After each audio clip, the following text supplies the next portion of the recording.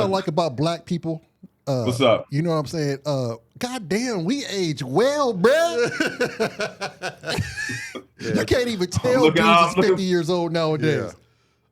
I don't look 50. You look Hell like how no. you look like how I remember you. Yeah. Yeah. I don't look like no. Right. Well, even when you ain't changed a bit. even during Lamar's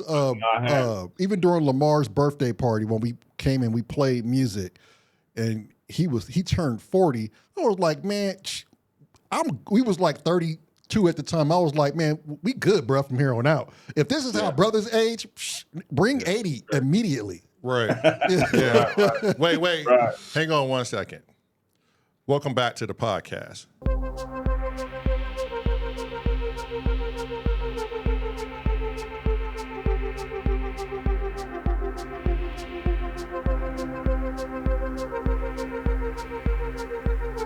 And today we have Ross Pearson.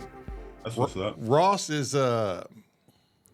how do we describe Ross? Ross is another lifelong friend.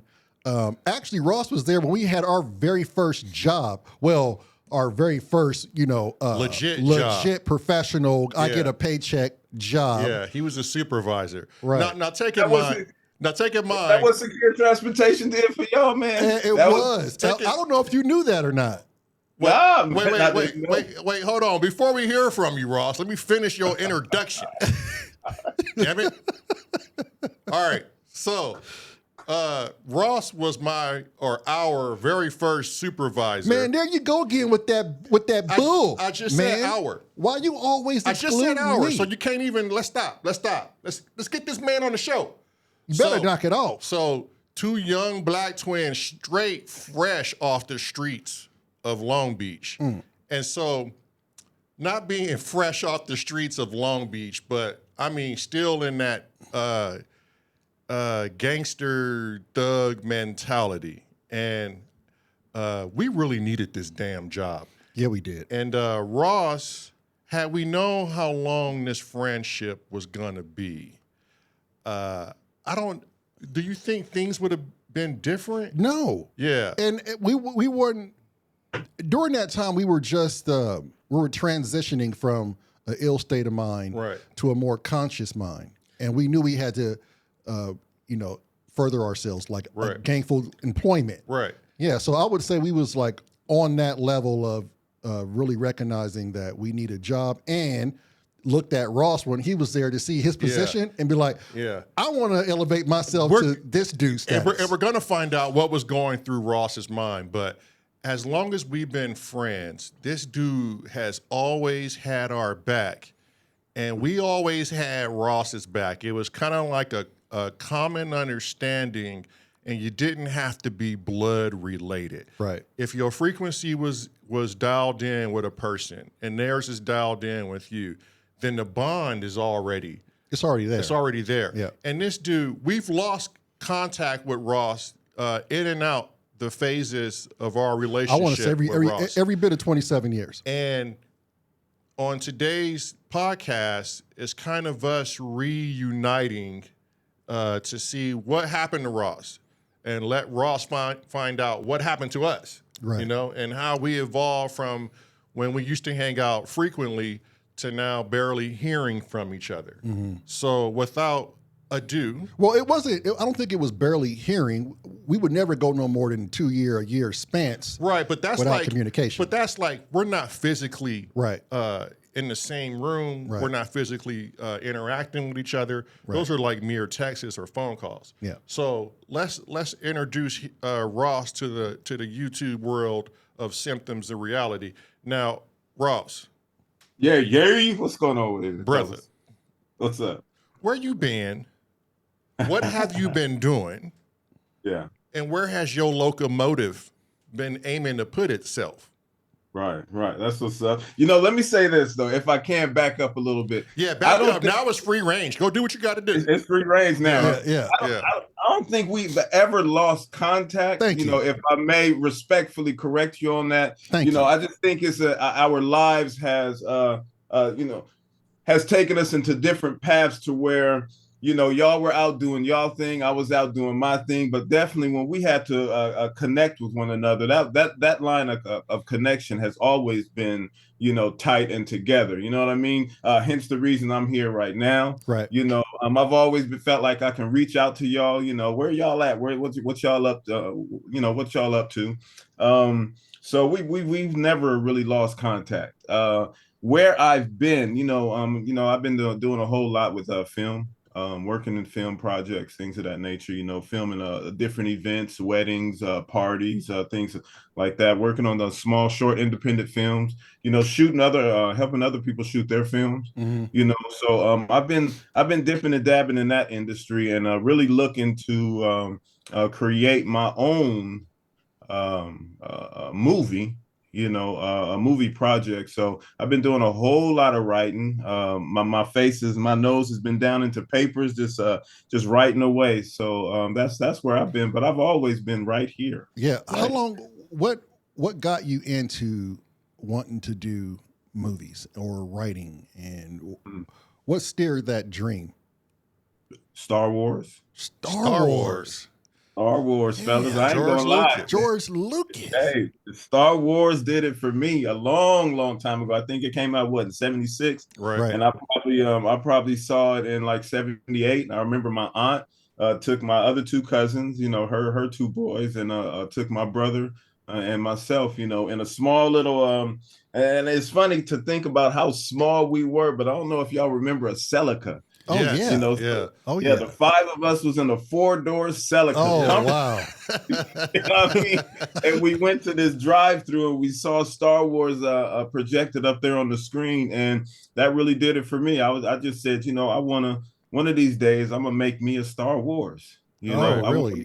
And it didn't necessarily have to be wars going on up in space or whatnot, but it was just the whole idea of creating something that would be as memorable as what we all know Star Wars to be now. Right. I wanted to make a movie. Right. Yeah. Right. And take us down that path from then to now.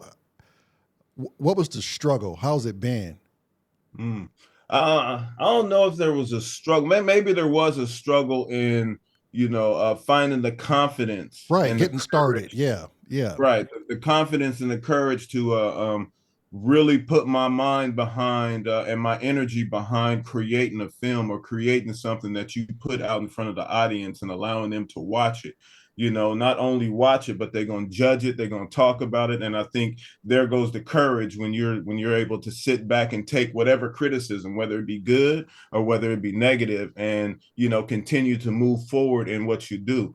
And it took me a while to build that courage. As y'all know, you just spoke about it there, Lamont. I was a manager at Secure Transportation, and that was me just wanting to make films, but I was too afraid. I was just like, you know what? Nah, let me go do something else. Or not afraid, I'll just say I just thought I wasn't good enough. Right. You know what I mean? Right. So I ventured off into doing something else, and then that led me into the fire department, which was my second thing that I wanted to do, enjoyable thing that I wanted to do. But ultimately, I was just like, stepped away from the fire department and said, nah, let me go on ahead and go to film school. And, once I went to film school, I was like, this is where I believe I should have been a long time ago. Not discounting, the experiences that I had with Secure Transportation, the people that I met, Secure Transportation and the fire department, but really respecting and appreciating that experience, but also just feeling like, you know what, I wish I would have taking that time right out of school and jumped into film. There ain't no telling where I would be right now. Yeah, and I think everybody starts off that way with the low confidence, the not enough, self, or beaten up with self-doubt. Am I going to be good enough? Is it going to be good enough? Do I fit in? Do I have a niche in this industry? I mean, hell, I remember my brother and I, even when we were with our old band back then, questioning ourselves, or, are people going to like the music? And you just, that's a part of your vulnerability that you have to put out there, is your art. So I can strongly relate with that. I think a lot of people go through that. Yeah. Yeah. Yeah. So with that said, how do you feel about it now? Oh man. Like I said, I wish I would have done it, when I was 25. Right. I really wish I would have dove into it back then, because it doesn't feel like work to me, although it is work. I can see the work behind it, but when I'm sitting down editing, or when I'm sitting behind a camera directing, or even when I'm sitting down writing, it doesn't feel like work to me. And some of my friends that I had the opportunities to show, some of my ideas, they see how I write.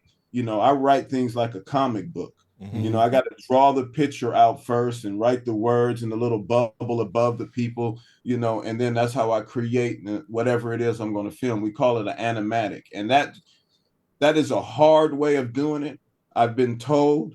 But for me, it's simple. It gives me the opportunity to see my project before I go out and I shoot it, and it's just easy for me. And I'm not even an artist. They first start out as sketches, excuse me, as stick people, Right. but now I'm able to add depth to it just because that's just my way, and how I've been doing it for so long. It's just, more comfortable to me to do it. Right. So you see your scenes as you envision them as you're writing them.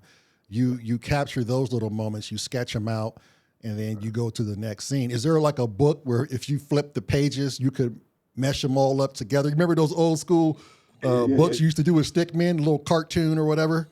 Yeah, the little sticky notes, notes yeah. where you would write them down, and your man would move if Right, right, you flip through it or whatnot.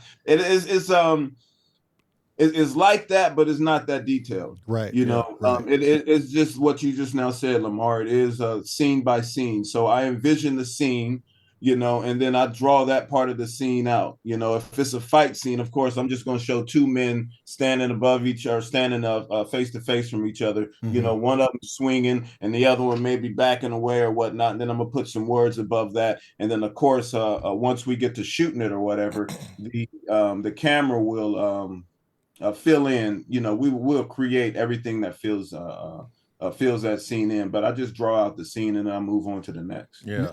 What's interesting about that is my wife and I were just talking. A lot of things are being released of copyrights.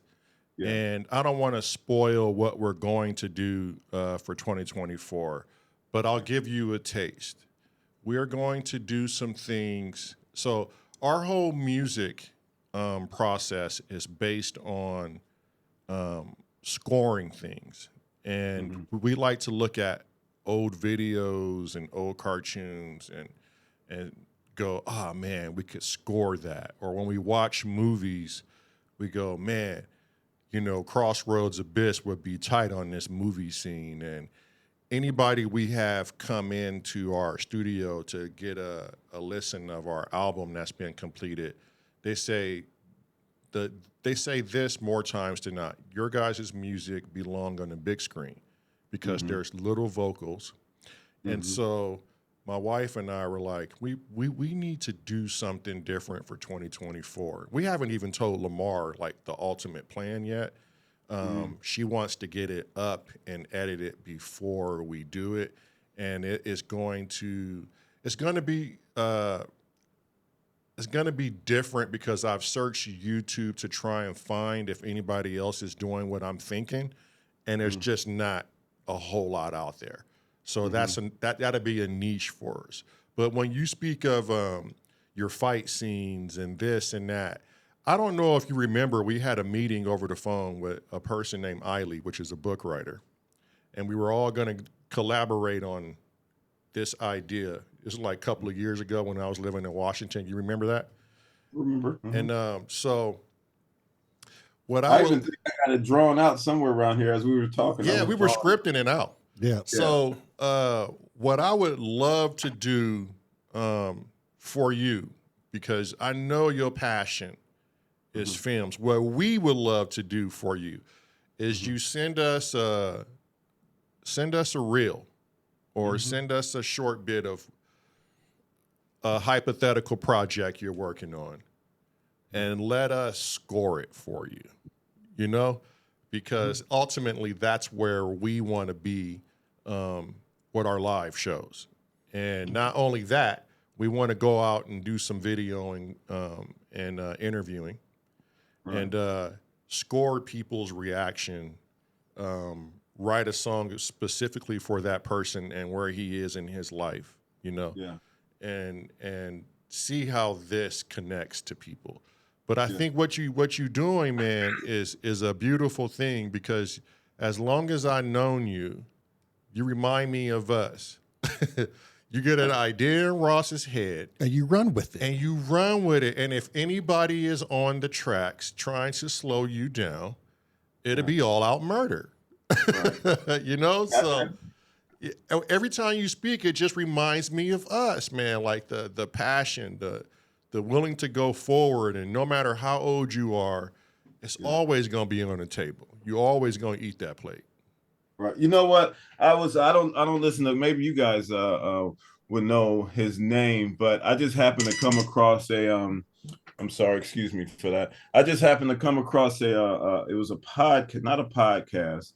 I was watching something on YouTube, and this gentleman, he had won country music best new artist of country music for the year, whatever. I don't know his name, but I do remember him mentioning, his age. He said, I'm in my mid 40s and I just won was best it artist. Chris Stapleton?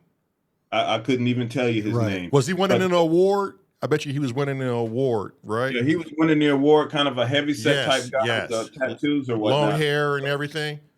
I think he did have long hair. Yep. But he was his message was basically like this isn't verbatim, but he was talking about how old he was and how long he had been trying, and now he's just won his first award and he's in his mid 40s.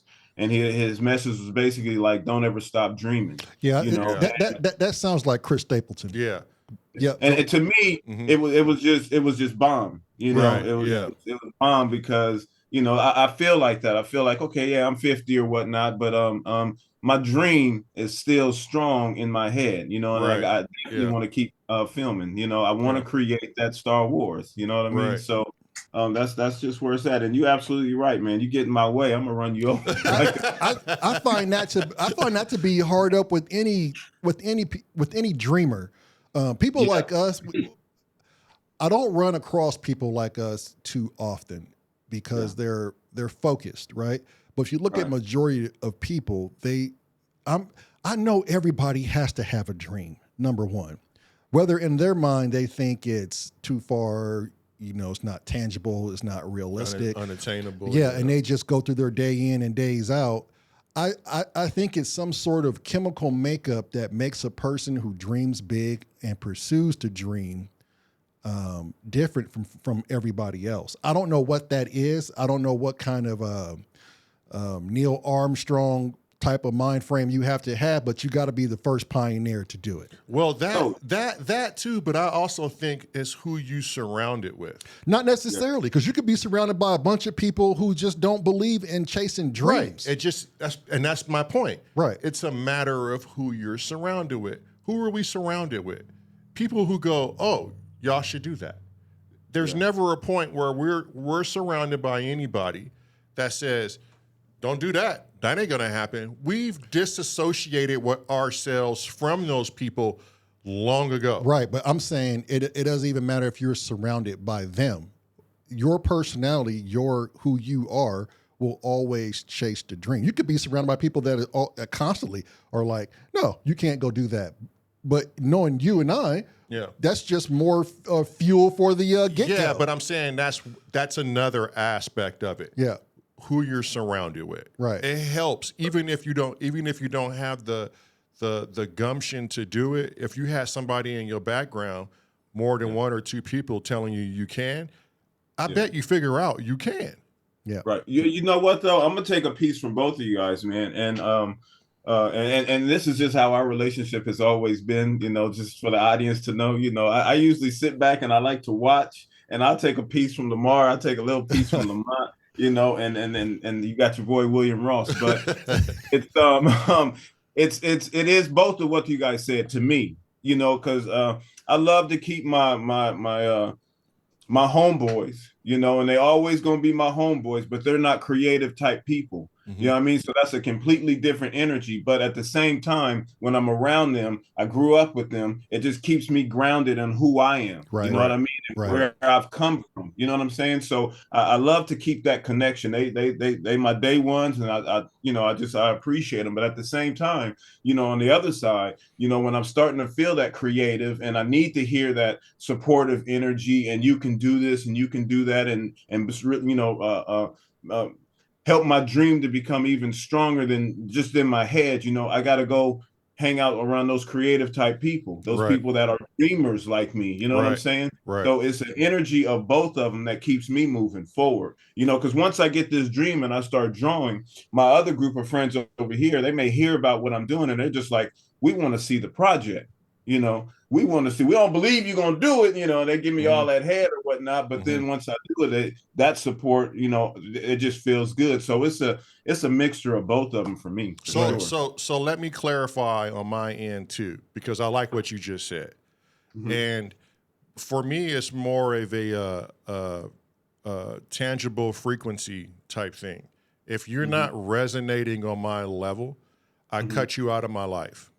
And it's cut and dry for me.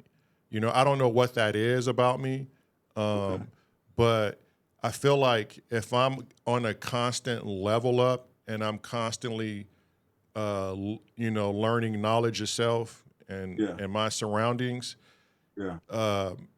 my everything goes, it's time to disassociate and move on and find people of your frequency or higher so you can keep transcending through life.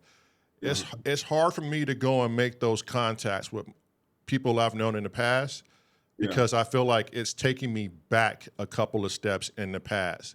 And I've already acquired that knowledge. I've already lived that life. And those who haven't progressed and gotten further, it's no way I'm going to sacrifice my energy to resonate at their level. It's not that I don't like the person or anything, but I have to constantly level up in life now, I get you. I was and it's unfortunate I can't recall the artist's name, the author's name, but I was reading a book, but what he was talking about, it sits in my head, and it's something that I use for myself, and it's he had numbers for it. It's like a rule, like the 99% rule or whatever it was. And then he had that broken down into like 3 different segments of the type of people in which he hangs around with, right? And my numbers are way off, so I'm going to just break it down in my own little way. He says that in order to stay grounded in who he is and what he's about, where he's come from, that he would go hang out with a certain group of people that he knew, hey, this is where I was when I was a kid, and this is where I was when I was a teenager or whatnot. And it just helps me remember where I came from and where I'm at. When I want to feel encouraged, or it wasn't encouraged, but it was like when I want to feel like, I'm doing my art thing or whatnot, motivated. I go hang around these group of people. You know what I mean? And that fuels me to keep moving forward and things of that nature. But when I want to feel inspired, or I want to see where I'm headed, or I feel like I want to become rich, I go hang out with or I need to learn something, I go hang out with a group of people to where I feel like I am, they are way out of my league, but this is where I want to go. This is eventually where I want to be. Yeah. And we do have friends like that. I mean, I'm not gonna say that person's name, but we do have a friend that's like that. And we still socialize with them. I guess my whole point about it was that in the sum of it all, nobody's gonna get in our way. Nobody's gonna stop us. Right. No, for sure. You know what I mean? Sure. Yeah. But I mean, energy can be. There is a such thing as dirty energy, and it takes a lot of you to filter that out. And if you encounter this energy and you're constantly filtering it, I don't care if it's trying to bring someone's mentality up or trying to bring them out of depression, or if you're constantly surrounding yourself with that, it gets tiring because you have to regenerate this energy and find a way to push forward. Now, I'm not saying don't help people. You know what I'm saying? But when you're trying to get ahead and create the best representation in the image of you, you have to make sacrifices in life, you know? Right. Yeah. And So- and don't misconstrue what I'm saying. I Yeah. completely get it. You know, there Yeah. are some people where you definitely got to step away from just because that negative energy, and that's all they about is Right. negative energy. Right. You Right. know, so, there are, you know, some people you do need to really disassociate yourself with, and I have. You know what I mean? But I think, for the yeah. most part, I think you got to keep your nucleus of where you came from, who you are. You know, you Right. got to keep all of that Right. because it just helps you build who you. Yeah. You know? And then so in my case, you are okay, people don't believe when I say I deleted a lot of contact out of my phone. Like Right. it's Is that down. why you ain't call me, man? It's down to nothing, Ross. You know, so if I feel like I have to rekindle my roots or go back to a person that knew me from a certain path, it will only be a person like you or Dietrich or you know, somebody who has elevated themselves to know where we all came from, but we can go back in there and look at it and laugh and learn, but you know y'all still on the same frequency. Yeah. You know, if it's not a Ross energy from the past that keeps me grounded to I'm not going to associate with it, you know? Yeah. It's just real hard to take them steps backwards. Well, you got me crying over here, man. Hell, there it is. Got the waterworks nice going. words, brother. That's a nice word. Yeah, brother. Yeah. Why he over here beating a dead horse? Looky here, man. Yeah. So do you have a crew over there on P&A Films? I see that sweater, man, and it is nice. I appreciate that, brother. I appreciate Is the that. crew still you and your brother Lamar? You know what? I think Lamar has moved more into he finances things that I may need. You know, I need new lenses, or I may need a new camera, or I may need to shoot here, whatnot. You know, he'll do more of the I got to sit down. You know, it's like, you know, you talking to your older brother about something. Right. Like, He a producer. He a producer. Right. He's Yeah, your financial backer, is what you're saying. Yeah. Right. Yeah. I mean, that's the hardest pitch. You know, pitching my movie ideas to like-minded folks like me is easy, but when I sit down with Lamar, I gotta really pitch that whole idea to him. That's He's a realist. My brother and I are fresh off the streets of Long Beach, still lost in the sauce as young black men. We get our first job with secure transportation. Yes. And I am so thankful Ross was there as a supervisor. He may not remember this, but I remember it vividly. I must have been at Secure for about 4 months, and I was getting frustrated with the job. My first job, so I don't have any concept of you have to work and stick it out. The grass is never greener no matter where you go. It's how you make it. I was so frustrated. I wanted to quit. I wanted to just be lost in my anger. I was very angry as a young adult. I'm still coping with some anger issues now as of mental health, because just certain things that have happened in my life, and it is kind of a thing that I just, you know, am still working out, but I'm like 90% better than when I used to be. But Ross told me this when I said I wanted to quit. He said, "What are you going to do after this? And just because you angry now, how you going to feel tomorrow when you realize you don't have a job and you quit?" And you asked me, why was I even mad? I said, look at this fucking van I got to drive in all day for 12 hours. And you was like, well, it's just one day. Your regular vehicle is being repaired and you'll be back in it. I mean, there's nothing special. And the way you handled the conversation, and you didn't belittle me, you didn't fall into an anger with me, you just put it into place as a supervisor. And I went home that day after riding in Victor fucking 5. Young. No, it was 9 or 8. Victor 8. Whatever it was. Yeah. It was a blue Chrysler. Right.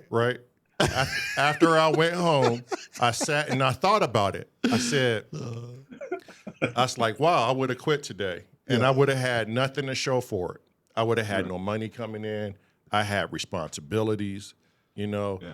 And had it been someone else, I don't think that person would have talked to me. They probably would have just said, well, quit, and then learn your consequences. But I think Ross knew we were from the streets, and he was from the same streets. And he took that time to go, this is what needs to be done, you know? Yeah. And you did it. And that was one of the things that was pivotal in my life. And I thank you for that. Oh, right on, brother. Thank you for that. You know, it's unfortunate. I've had so many conversations, and so many dealings with y'all, while y'all were there. And I'm not saying that they are all negative or anything like that, positive. It's just, a lot of things I don't remember. I've had a conversation with someone who told me something similar to that. Like, do you remember when you did yada, yada, yada, yada for me? I even had another friend call me up and thank me just out of the blue. Like she said, I put $500. Maybe it was y'all. Nah. I put $500. It was like during Christmas. I put $500 in her mailbox, back when I was fighting fire in Compton. Mm-hmm. And I honestly don't remember doing that. I was just like, why did I do that? And she said, I told you I needed some help and I was going through this and going through that. And I just want to call and thank you. And she, called me up a few months ago and told me that story.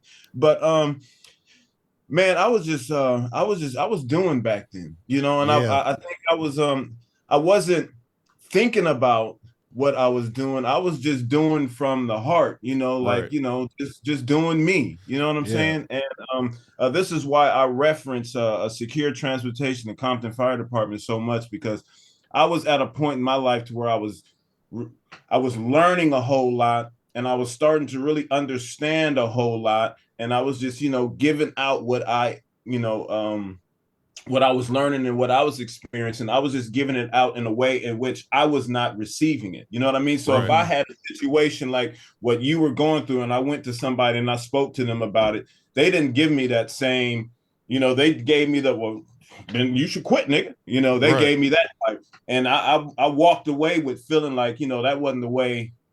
That wasn't what I was looking for. Mm-hmm. So when I had the opportunity to, give back in a certain kind of way, like what you just explained, I gave it back in the way in which I would like to have received it. You know what I'm saying? So, that's where that was coming from. Yeah, but at secure transportation, man, I don't know if y'all remember, and I ain't trying to take y'all back down the road, but y'all came in one day and y'all was arguing for real. I was just about to get at that. I was just about to start that, because I remember we came in, we was fighting, and Ross was like, no, y'all can't bring that here.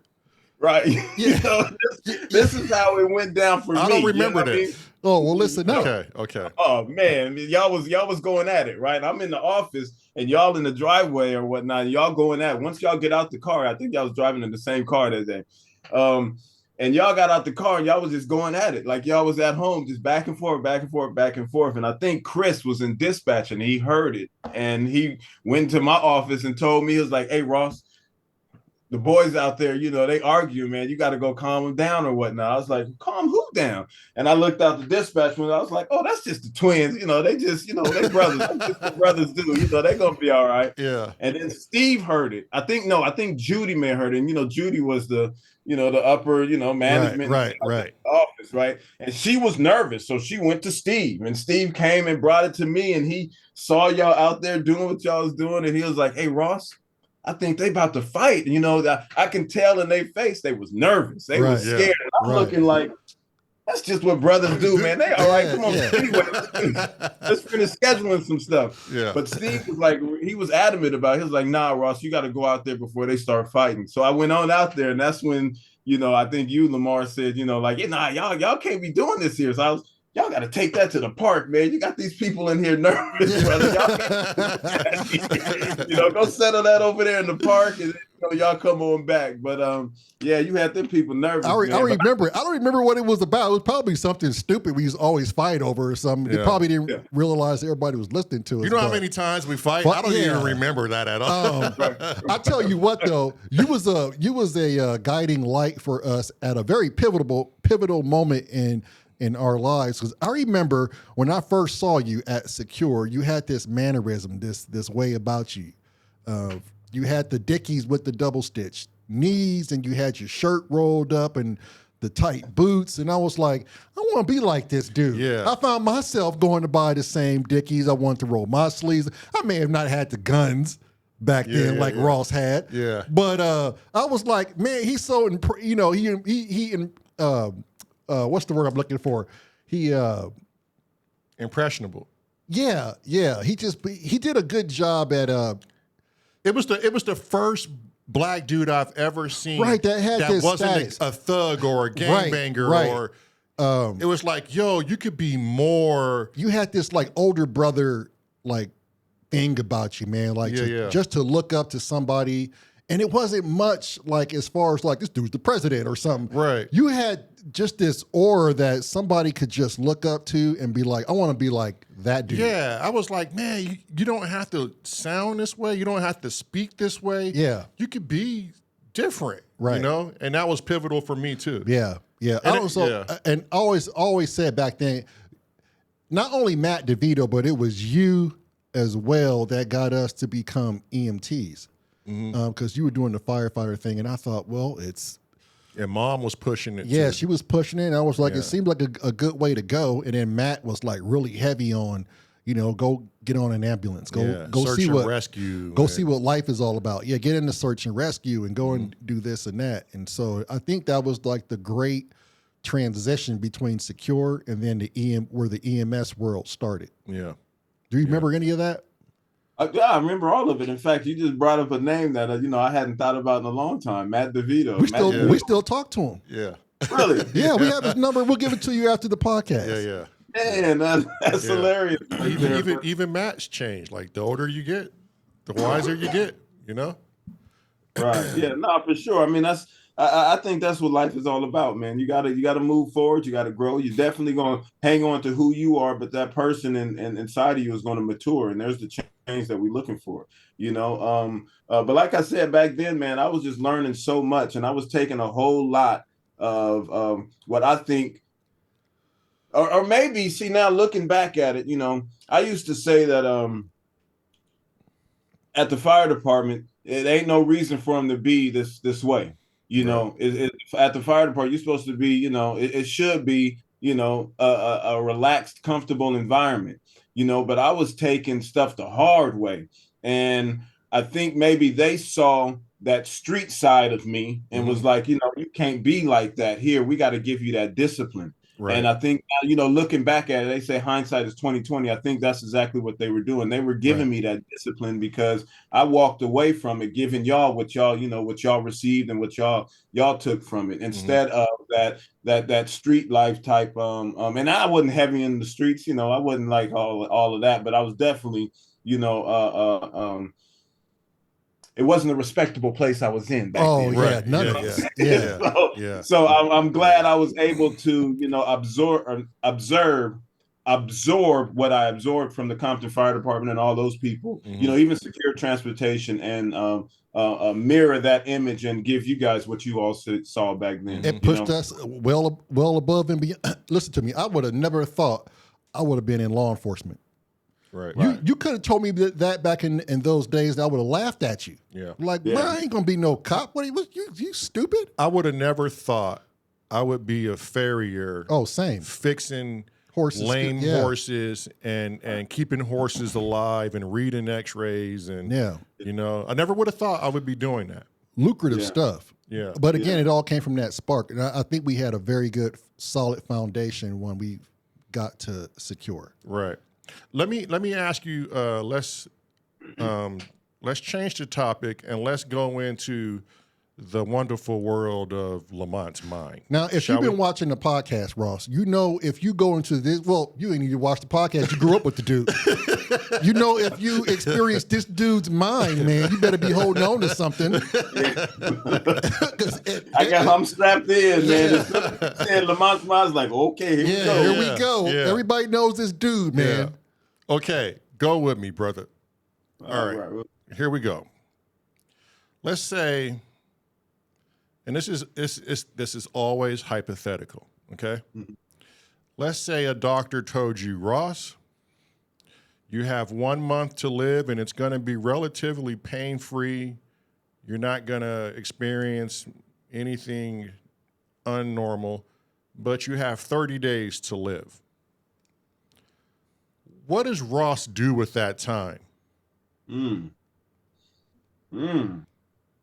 Wow. See, I think that's something you should have sent to me an email so I had time to research. No, my See, brother. this is why you need to watch the We'll always podcast. be unscripted, brother. You'll never know what questions is coming your way. Look, that's a heavy question. I know that a lot of that time will be spent with my daughter and my son. You know, those are they are definitely the fuel and when I feel a certain kind of way, it's just like, you know, I want to think of them. You know, I'm a family man, and you know, I'm letting a little bit out right now, but I just kind of feel like I failed in showing them that family life. You guys get the whole little family life, so I would really love to spend a whole lot of time with them and just give them that. And then outside of that, I know a brothel is somewhere. You know, a brothel. The Bunny Ranch in Nevada is what you're saying. With y'all, man. Your boy got some fantasies over here, y'all. You got 30 days, Ross. You got 30 days to make it a good. Right. I know some of it gonna be spent at a brothel, and they gonna know me by first name. That's for sure. He's going to become a habitual patron of this said brothel. Exactly. You know.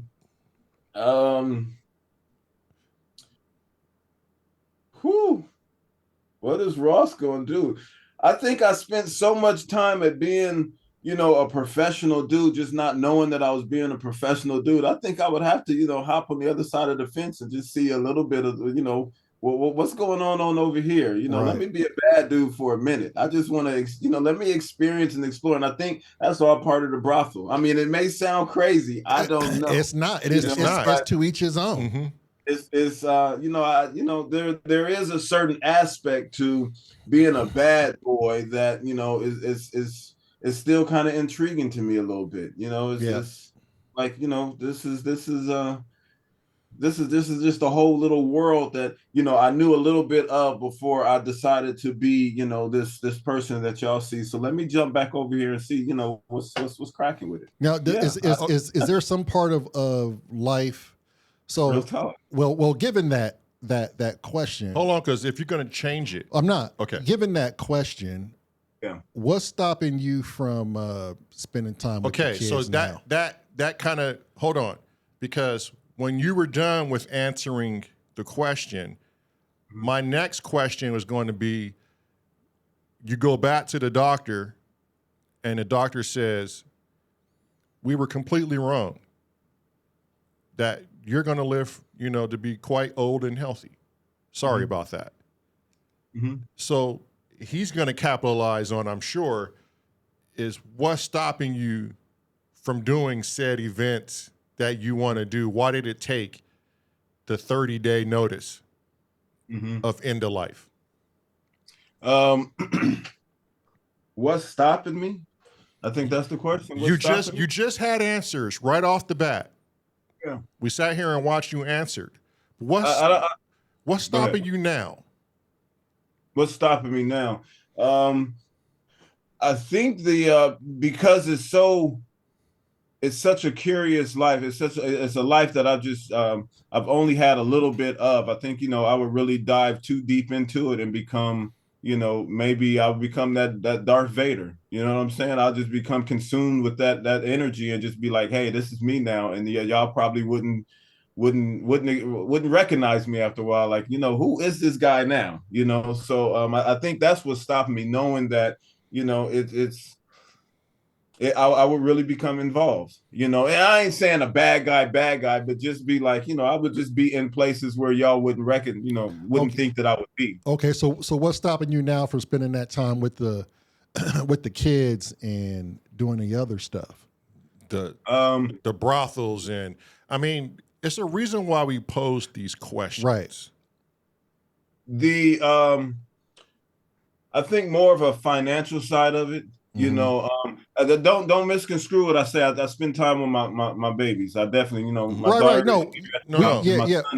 We get that. But I think I think it's more of a financial thing. You know, knowing that you only got 30 days left to live, Yeah. you know, that savings that you saving up is just like, the hell with it. Let me go ahead and take Right, that and blow right. it because I ain't got no future to save up for it. So let me put it where I really want to put it. Mhm. You know, but coming back and receiving that information that they were wrong, I'd be hella mad. You know what I mean? Yeah. You know, but you know what I'm saying?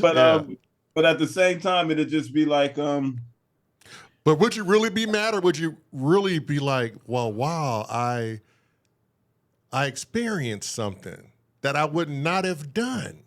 but nah, I would be mad. Yeah. I'm gonna tell you right now, I'd be mad because you took me on a roller coaster trip. Right. You know, you took me on a roller coaster trip. But at the same time, I would also appreciate it because it gave me that opportunity to dive into a side of life and let me figure out if, hey, do I want to keep some of this in order for me to keep moving forward? That's my freedom. You know what I mean? Right. Or do I want to really, now that I've experienced this the way that I've experienced it, do I really want to let it go and stay on this path of, you know, doing what I believe is right? So, Right. Which is fascinating because aren't we automatically on the roller coaster? You know, yeah, Yeah. I mean, I we feel- we don't know if we're going to make it tomorrow, the next Right. day, next Right. week, next year. And there's a lot to be said about that because Ross passed away tomorrow at 1:30 p.m. Now what?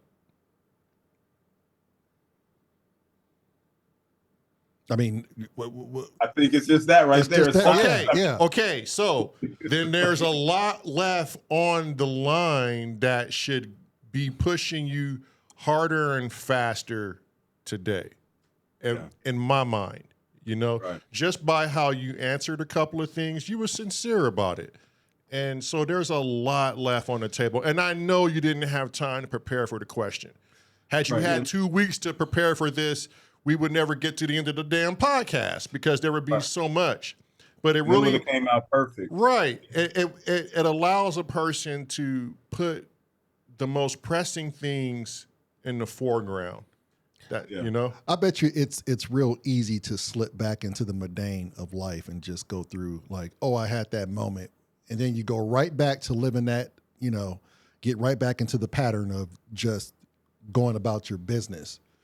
Even if you were slapped with that sort of like groundbreaking news, you would just be like, oh, well, shit, now that I got more time, let me just get right back into. I remember hearing about a guy who had a terminal life illness, and he was speaking to a shrink, and the shrink said, what's going on in your mind, and what are some of the things that you want to express to me? And he was like, well, doc, for the first time, I can honestly tell you, I know what water tastes like. I know what it means to breathe. I know what it means to just appreciate like grass and birds. And he looked at things that he would normally neglect, you know? And the guy just had like this life-breaking, shattering moment of just realization of, holy shit, I've lived my life without even being grateful for the things that were always around me or what I was constantly doing. Like when I heard that this dude said, I finally know what water tastes like, I get the metaphor or the euphemism that he was saying, because how often do we just drink water? We just drink water. We know it's like flavorless. But to a point where you hone in on life at this point now. It now has a flavor. It now has a flavor. Yeah. So this dude is like literally in the moment. He's analyzing. He's analyzing and taking everything in. I can't say that I've honestly done that, other than my like near death experience that I had. After that, it was just like, I'm not going to waste another moment of like rendering myself not happy or being in these bad moods. I mean, don't get me wrong, I still have bad moods, but I find myself talking myself out of that shit so much faster. Yeah. You know what I mean? Yeah. You know, I mean, listening to this question or whatnot and listening to you guys' response, it just has me thinking, you know, I reference the fire department a lot, but I was in Compton at a part-time where, you know, violence was rampant. It was, we would sit back in the station and be able to hear the gun pops, and we'd go on scene and it's just masses of bodies just laying around, people screaming and things of that nature. But going through that experience at an age to where I was growing, like I told you guys, it really put me in a position to understand that life is not promised to no one. It could be taken from you at any moment. You could be sitting down watching football and a bullet come through the window, and it's just, that's the wrap. I'm sure you guys remember my stories back in the day at the meetings I used to tell. Right. We used to have at Secure, but I think that right there helped me really find the fuel, or gave me the fuel to push, because you're not guaranteed tomorrow, so make sure you spend this time doing portions of the things that you like to help keep you moving forward. So what's stopping me now, man? I don't know. Maybe I should go visit that brothel and just explore that. And that's all. And that's all we're getting at. That's all we're saying. I know you're not married. Yeah. Maybe are you married? Nah, man. You got no excuse. Get out there and get after it, kid. I mean, Ross, we see you going forward, and we see you on this path. Yeah. But just because you're going forward and you're on your path, and my brother and I are going forward and we're on our path, we still like to get our ass whipped to go harder, go faster. I view time as currency, and I ain't got a whole bunch of currency left. And what am I actually spending my time on? Because when I was 25, I was rich. Now I'm just becoming middle class with time. You see what I'm saying? So I need to start spending my currency very, very wisely. And I'm going to encourage everybody who's watching this podcast. Time is currency. You don't have a lot of it. And a lot of that energy is being taken away too. Let's get cracking, people. Right. We have this idea in our head that middle age is what? You're like 30, 40 maybe. Middle age is 30. Okay, that's where we're at. But a lot of people get to thinking like middle age is 50. When I get to 50 or whatnot, I'm at the middle part of my life, and that's basically saying you're gonna live till you're 100. Right. I mean, how many of us actually live till we're 100? Not a lot. Right. Middle age is actually what Lamar just said. It's like we're in your 30s. Right. 30s, or so is that right there, just keeping that knowledge in your head that, hey, I'm 20 years above middle age. I'm an old man in this game. You know what I'm saying? So that cash of life, that currency of life that Lamont was just expressing, so well. You know what I mean? You're right. It is dwindling down. I ain't got a whole lot of it left. Ain't no telling how much of it I got you don't. And for those older people I would say older than 40, you have those people right now that are probably watching, and just that are not, that have played a masterful game of life. They are really, really, really doing it. I mean, people should be blessed to live that long. Everything else and above, it's just keep on playing the game. It's bonus. It's bonus points. Now go ahead. Okay, so now for you with the expenditure of lifetime, you might want to ask the Bunny Ranch if you can spend spiritual dollars there. I'm not sure they would agree to the notion, but if you gave an adequate, description. I'm sure they do charities. Big Marge is in the back somewhere roaming around. She's the charity. Yeah, Esther, she hairy as hell. She ain't bathed in a couple of weeks. And she'll take you on. She's good with charity. Yeah. Amazing hands too. She she got amazing hands. Let me ask you this, Ross, real quick. Our time is winding down, and we're trying to behave to an hour here. Have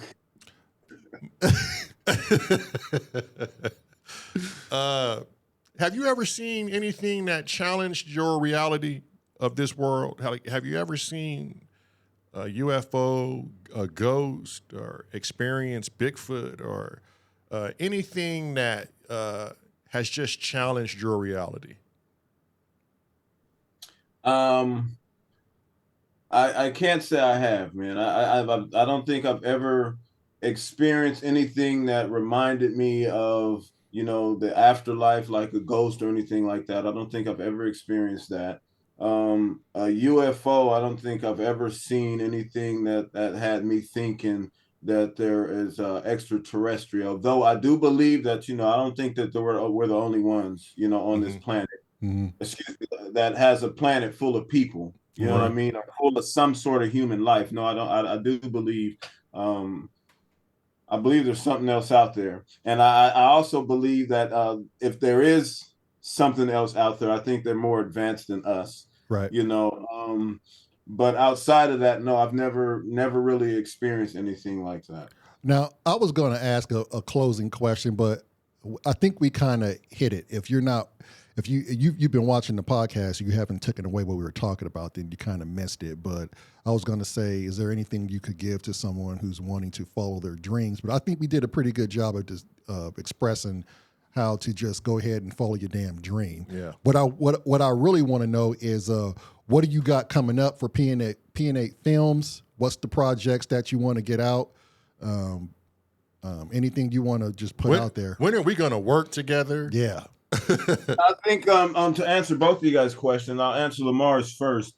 But real quick, I think it's for those people that are watching or whatnot. I think just following your dream, just really finding that courage, like what I explained in the beginning. Knowing that you have that courage. Don't be afraid to find that courage within you to believe in yourself, believe in your dream. Make sure you do that, because once you do that and you just get out there and you really start experiencing things, you're gonna maybe look at yourself completely different. I look at myself now in a whole different light. You know what I'm saying? I think as far as working with one another, man, I want to send you guys a reel that I've been working on. Just a reel of myself and where I've gone, because I'm going to create a new YouTube channel. That's full of my short films, opposed to all the projects that I've worked on. I got a YouTube channel that just shows, the weddings I've shot and, people's wed birthdays and short little films. But now I want to create a YouTube channel that is only specific to my my film work, so it'll definitely be, all of it is my body of work, but this will be more of a reel of what I'm about, So I would love to send you guys that once I've complete that, and then, let you guys do what you do with it. Other things that P&A Film is working on, man, I'm always writing, like I think I mentioned, I sent a project out to a financial group in Arizona that's going to help me get my next project. So they say they can do it. Going to help me get my next project funded so I can get out there and film it. And just without giving you guys too much, I want to sit down with both of y'all, because I'm gonna need some horses, because it's a Western. We don't own horses no more. Man, well, I'm sure I hope y'all know some people that may do. We might be able to help you out there. I know a rescue. So. Yeah. Right. So I'm looking to shoot a Western. I'm looking to take it back, and just show people, what Black folk did or had to go through, back in those times. Don't think it was just all white folks on those horses, because it wasn't. It was definitely some Black cowboys out there doing some Black cowboy type things. So there's definitely a message involved in it. So that's just where I'm at, man. That's what I'm trying to put together. Always moving P&A Film, trying to move P&A Film forward. You got any social media platforms you want to put out there where people can reach you and follow you? He Be Filming. That's I'm on TikTok. It's He Be Filming. That's HEBE Filming.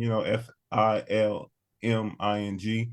And then also at on Instagram at I Be Filming, and that is IBEFILMING. And P&8 Film on Facebook, and that's right here on the shirt. P, the ampersand symbol, 8, and then the word film on Facebook, and you should see my brother and I.